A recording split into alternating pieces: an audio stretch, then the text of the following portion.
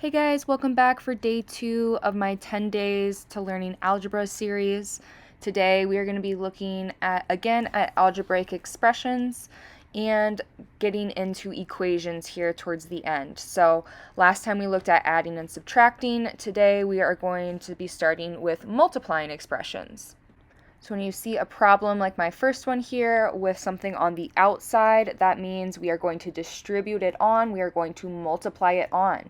So we're going to multiply those numbers, 6 times 2, and then v times v, that means we'd have 2v's, so that'd be v squared.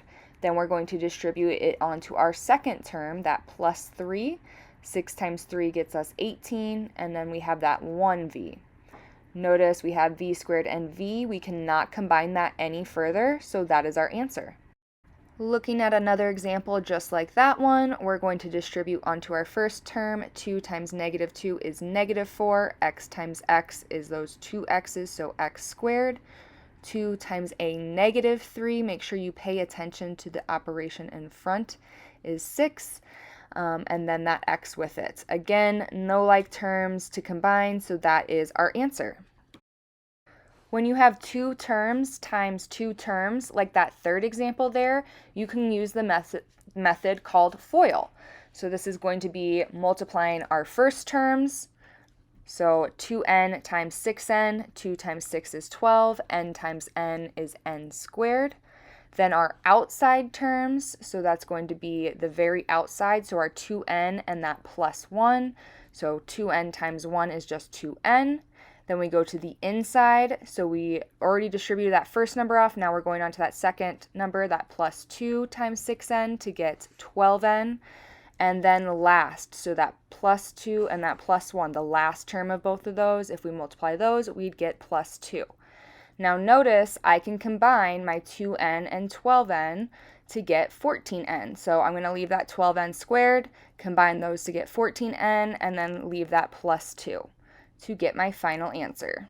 Let's look at one more like that. So we have x, if we're doing first, we're doing x times the 6x. So if there's no number in front of x, there's an imaginary 1. So 1 times 6 is 6. X times x is x squared. Then we go on to outside, so the x and the minus 2.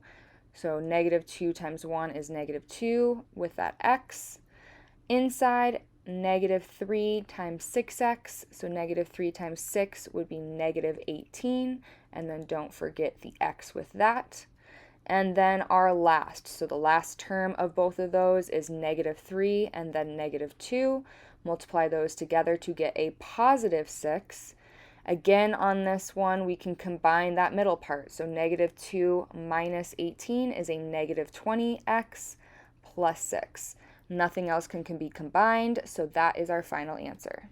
So really the key to this is just making sure it gets distributed onto everything. So that's what we're doing when we're foiling. We're distributing our first number onto both things, and then we're distributing that second number onto both things. So it doesn't matter how many things you have, that is the process you're going to take. So start with your first term, which here is 7r squared, and we're going to multiply it onto those two terms in that second part. So 7r squared times 2r. Now r squared would be r times r, and then we have that other r. So now it's r to the third.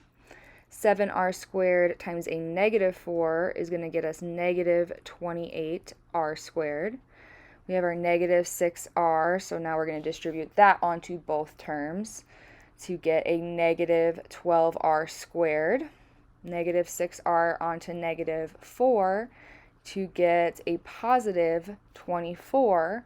We're going to have lots of things to combine here. And then lastly, we're distributing that negative 6. So negative 6 times 2r is negative 12r. Negative 6 times negative 4 is a positive 24. From here, we can combine our like terms. So my r to the third has nothing to combine with. My r squareds can combine negative 28 plus a negative 12 to get negative 40. And then we have our r's that can combine, 24 minus 12 to get a positive 12, and then lastly our constant of 24. Notice nothing else can be combined, so that is our final answer. And last one like this, starting with our first term, 6n squared times 4n squared. 6 times 7 is 42, n squared times n squared. That would be a total of 4 n's. Okay, again, I'm just distributing that onto everything, and just like that prior one, we're going to have lots of like terms to combine. So if you are unsure of how to combine like terms, go back, make sure you watch day 1. That was covered in day 1, as well as adding and subtracting expressions. And then today we're doing multiplying, as well as evaluating, and then moving into equations. And right about here is where I ran out of space and had to start continuing that up above.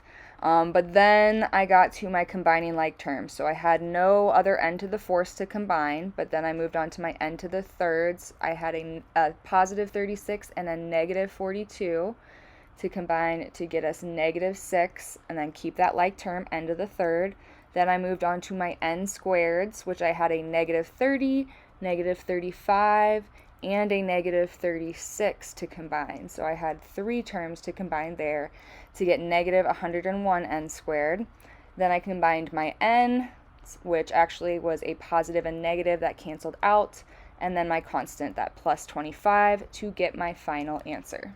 Another thing you may be asked to do with expressions is to evaluate. So they'll give you an expression, they'll give you the value of those variables, and you need to plug in and evaluate it.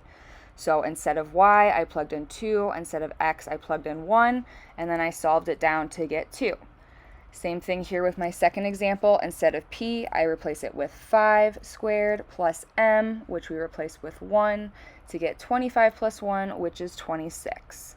And then our third example here, we have m, which is 1, plus p, which is 5, divided by 5. And remember, on all of these, you have to use order of operations. So we're going to divide first and then add to get 2. This will lead us into our last little lesson of the day today, which is evaluating equations. So notice my equation there has an equal sign, and we have 2 variables. They tell us what x is, but we do not know what y is. So remember, with equations, we are solving for a variable, where before you can just simplify with expressions. So same thing as I was doing when evaluating expressions, I'm going to replace my variable. So a negative 2 times a negative 1 gets me 2, plus the 5 would get me a value of 7. Okay, where this is going to come in handy is when we get to graphing lines. So this is an example of an equation of a line. We can get our ordered pairs by choosing an x to plug in and then solving for the y. So I could then go plot that point, negative 1, 7, which we will get to graphing and all that good stuff here later in a few days.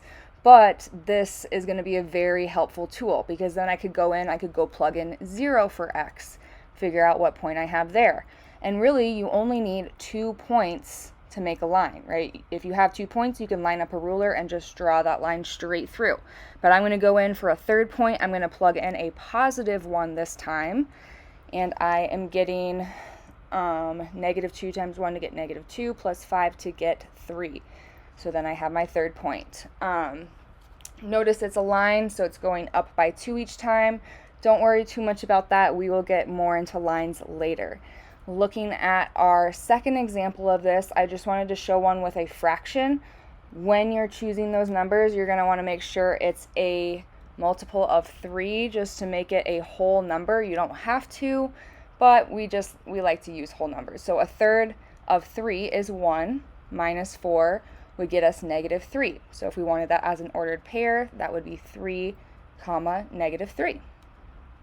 As we should all know, math knowledge always builds on itself, so you'll see in this series everything will have a purpose later in another lesson. So make sure you're following this through in order. I have all the links for prior or future videos down below, as well as my Algebra 1 TikTok curriculum. So any type of link from me is going to be listed down below, so take a look for that. Thank you so much for watching this all the way through. I hope you found it helpful. If you did, please give me a thumbs up and make sure you subscribe so you don't miss any future videos from me.